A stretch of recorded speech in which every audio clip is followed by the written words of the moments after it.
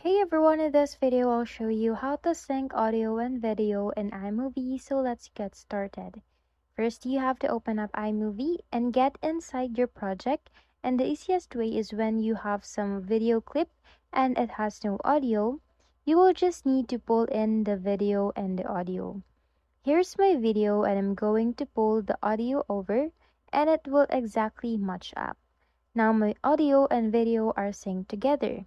If your video has an audio and you want your video to sync with other audio, then you can make the mountain of audio from the video and the audio of your choice to match together by cutting some parts and drag the video where you see the mountain of the audio. You can always play and see if they match up. If you got it wrong, you will know when you listen to the clip. It's all about finding the correct spot.